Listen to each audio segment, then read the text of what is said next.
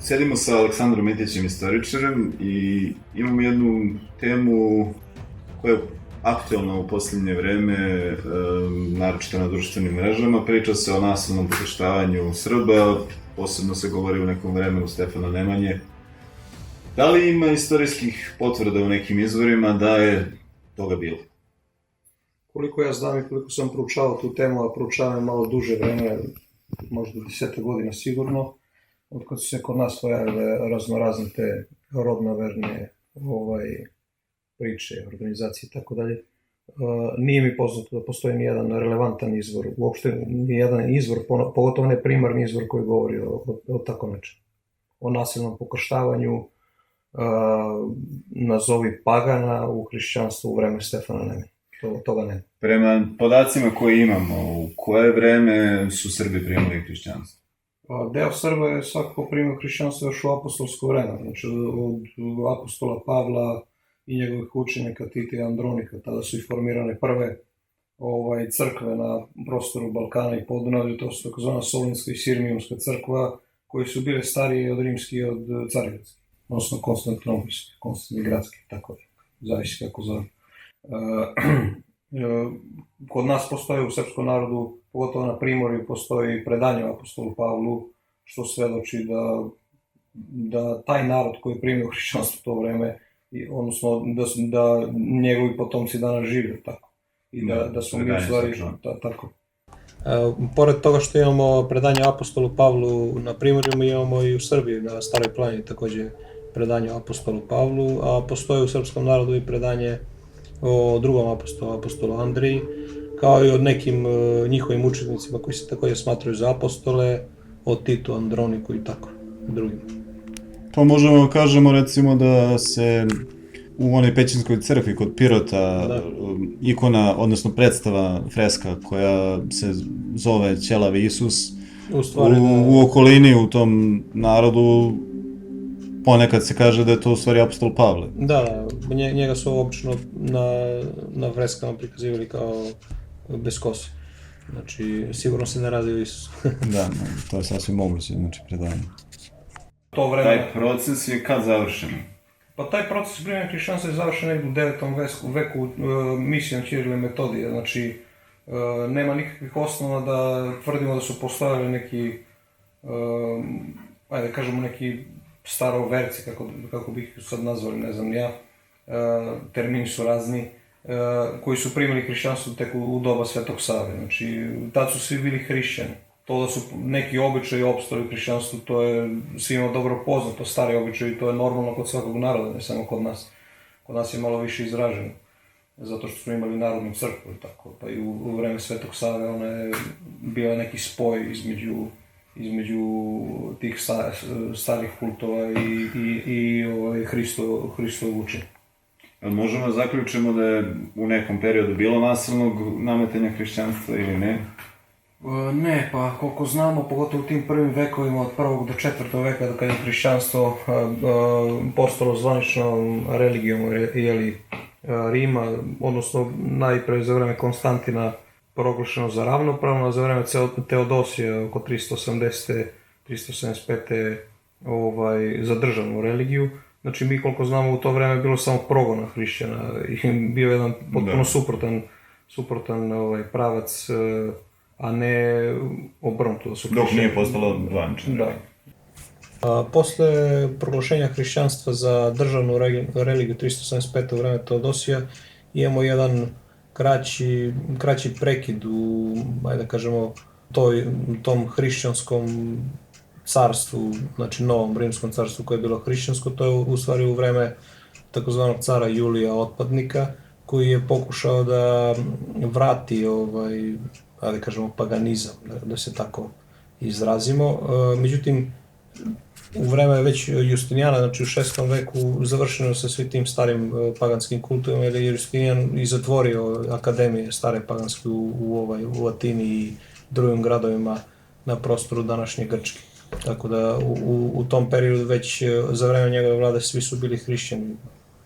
Možemo da kažemo da je jedan deo nakon oslobađanja, znači, srpskih prostora od rimske vlasti, jedan deo tog naroda, našeg naroda, odnosno te vojske koja je došla sa severa, što naši istoričari tumače kao velika seoba Srba ili Slovena.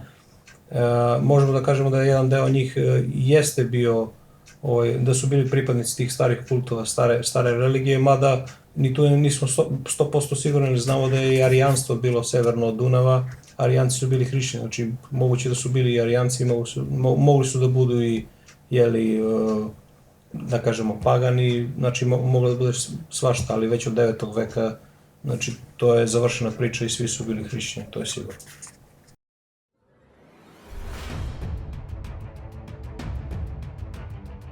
Samo da kažemo da si se ovih tema oslobađanja od rimske vlasti i doseljavanja na Balkan dotakao u knjizi Nije bilo selbe Srba na Balkan, koju si pisao zajedno sa Aleksandrom Šargićem.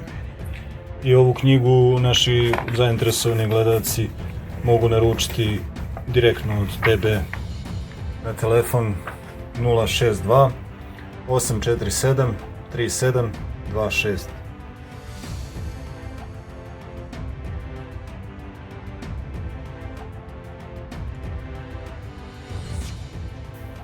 Znači, proces nisu svi Srbi normalno prihvatili hrišćanstvo odmah, ali jedan dobar deo prihvatio još za vreme apostola Pavla i verovatno zato što su i pre toga bili monoteisti, odnosno imali su veru u jednog Boga, a ne kako danas žele da prikažu da su to bili nekakva mnogobožaška religija po ugledu na rimsku i na grčku. Možemo da kažemo o tome, recimo, da je Herodot još u 5. veku pre Hrista tvrdio da su Geti, jedna od velikih ogranaka Tračana, imali veru samo u jednog boga, takozvanog Zalmoksisa. Kada znamo podatke Teofila Kasimokata iz 6. veka, koji kaže Geti su isto što i Sklavi, odnosno Sklaveni, Geti su drugo ime ili starije ime za Slavene, a Prokopije kaže Sklavi imaju veru u jednog boga, gospodara Munje, možemo vrlo lako da povežemo da su Geti i Sklaveni isto i da oni od uvek, znači još od prastarih vremena imaju veru u jednog boga, tako da Srbi su i pre primanja hrišćanstva bili monoteisti, zato su i u stvari vrlo brzo prihvatili Hristovu nauku, već u vreme apostola, znači u 1. veku. Koliko sam uspio da pronađem u knjigama koje pišu o tome, u stvari jedini izvor tih podataka iz kojih bi moglo da se zaključi, ovako nešto je žitije Simeona od Stefana Prvovenčanog. Ali tu ne piše direktno to. To je sad, kako bi trebalo tumačiti to što piše? Žitije, prvo mora da se različi šta su primarni izvori, šta nisu. Znači, ne može tumačenje nekog istoričara iz 19. ili 20. veka ili nekog istraživača, nebitno da se tumači kao izvor. To nije izvor, to je tumačenje. Znači, primarni izvori su izvori iz tog doba. Žitije Stefana Prvovenčanog može da se uzme kao primarni izvor, zato što je neposredno nakon Nemanjine ove vlade pisano.